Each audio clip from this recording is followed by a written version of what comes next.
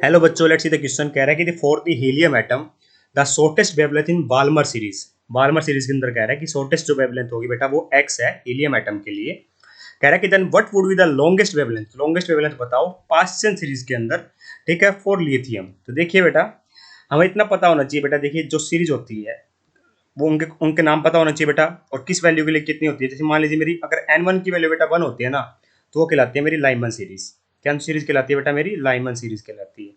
अगर n1 की value अगर मेरी 2 है तो वो कहलाती है बेटा मेरी बाल्मर सीरीज। कौन सी सीरीज कहलाती है बेटा? Balmer series. Balmer series. n1 की वैल्यू अगर 3 है तो बेटा ये होती है बेटा मेरी पास्चन सीरीज। कौन सी होती है बेटा? मेरी पास्चन सीरीज होती है। n1 की वैल्यू 4 है तो बेटा ये होती है मेरी Lyman Balmer Paschen Brackett series होती है बेटा ये। ठीक है, तो हमें यहाँ क्या दे रखा है बेटा? बाल्मर सीरीज है, इसका मतलब बेटा n1 की वैल्यू तो कंफर्म हो गया, कितनी होगी? 2 होगी। ठीक है, और इसमें शॉर्टेस्ट वेवलेंथ का मतलब होता है बेटा, शॉर्टेस्ट वेवलेंथ जब अराइज होती है जब मेरे n2 की वैल्यू क्या हो? इन्फिनिटी हो। शॉर्टेस्ट वैल्यू कब अराइज होती है बेटा? जब n2 की वैल्यू इन्फिनिटी हो। हमसे पूछा गया बेटा पास्चन सीरीज में बताओ लिथियम टू पॉजिटिव के लिए। तो लिथियम का बेटा एटॉमिक नंबर होता है 3, ये भी ध्यान रखना है। हीलियम का होता है बेटा मेरा एटॉमिक नंबर 2, ये भी ध्यान रखना है। ठीक है, छोटी छोटी चीजें है बेटा जो ध्यान रखनी चाहिए। तो पास्चन सीरीज के लिए जो n1 की वैल्यू होगी वो तो फिक्स ही है बेटा 3। ठीक है, हमें और n2 की वैल्यू की बात करूं बेटा, तो मैं लॉन्गेस्ट वेवलेंथ की बारे में पूछा गया है। तो n2 की वैल्यू क्या होगी बेटा? नेक्स्ट जो वैल्यू होगी, नेक्स्ट वैल्यू क्या होगी बेटा? मेरी 4 होगी ना पास्चन के लिए। बस ये चीजें हमसे छोटी छोटी चीजें पूछी गई है।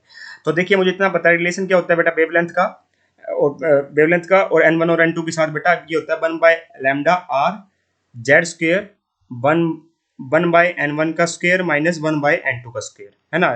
आर होता है बेटा यहाँ पे रिडबर्ग कांस्टेंट। ठीक है, 1 बाय लैम्डा की वैल्यू पहले पर कितनी आएगी बेटा? जब मैं हीलियम एटम होगा तो उस टाइम बेटा मेरा आर की वैल्यू तो आर ही रख लेते हैं, चलो कांस्टेंट ही है। तो जेड की वैल्यू बेटा कितनी है उस टाइम? 2 है हीलियम के लिए। ये मैं हीलियम का केस बना रहा हूँ अभी। किसका केस बना रहा हूँ बेटा? मैं हीलियम का। इससे हमारे क्या फायदा होगा देखिए, पता चल जाएगा। जेड की वैल्यू 2 है तो 2 का स्क्वायर हो जाएगा बेटा यहाँ पे। n1 की वैल्यू कितनी बताई बेटा? बाल्मर सीरीज में है तो ये 4 हो जाएगा, n1 की वैल्यू 2 है, और n2 की वैल्यू इन्फिनिटी है तो 1 बाय इन्फिनिटी होता है बेटा 0। तो इन्फिनिटी का स्क्वायर लिख दो यहाँ पे, जब 1 इन्फिनिटी का स्क्वायर में इन्फिनिटी होता है तो ये आ जाएगा 1 by lambda is equal to 4r into में 1/4, क्योंकि 1 बाय इन्फिनिटी होता है बेटा मेरा 0। 1 बाय इन्फिनिटी क्या होता है बेटा? मेरा 0 होता है। तो 4 से 4 कैंसिल हो गया बेटा, 1 बाय लैम्डा की वैल्यू r आ गई। तो यहाँ से बेटा मेरी लैम्डा की वैल्यू कितनी हो जाएगी? मेरी लैम्डा की वैल्यू यहाँ से निकाल लो बेटा 1 बाय r, या फिर 1 बाय लैम्डा को ही रख दो r। फिर पूछा गया कि लॉन्गेस्ट वेवलेंथ बताओ कितनी होगी। लॉन्गेस्ट वेवलेंथ के लिए हमें क्या करना है बेटा? मान लेते हैं जो वेवलेंथ आएगी बेटा वो, अच्छा इसने बता रखी है वो जो वेवलेंथ है बेटा वो कितनी आ रही है? x आ रही है ना। मतलब लैम्डा की वैल्यू यहाँ पे x है, तो x की वैल्यू क्या रख दो बेटा? 1 बाय r रख दो, या फिर 1 बाय x की वैल्यू 1 बाय x क्या है बेटा? r की वैल्यू है, r की जगह रख सकते हैं। ठीक है, तो दूसरी वेवलेंथ निकालने में बेटा लैम्डा डैश निकालना है। ठीक है, दोबारा r आएगा बेटा, जेड स्क्वायर आएगा। जेड की वैल्यू कितनी होगी लिथियम के लिए? 3 है, तो जेड स्क्वायर कितना हो जाएगा बेटा? मेरा जेड स्क्वायर हो जाएगा 9। तो यहाँ पे आ जाएगा बेटा मेरा 9। इस क्वेश्चन के अंदर रख रहा हूँ बेटा मैं सारी वैल्यू। अब दूसरे वाले के लिए, अब क्यू आर n1 की वैल्यू कितनी है बेटा मेरी?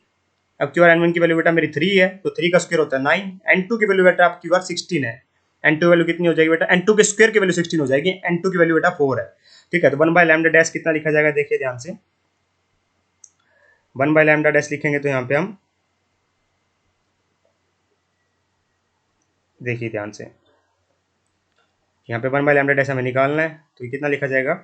1 बाय लैम्डा डैश,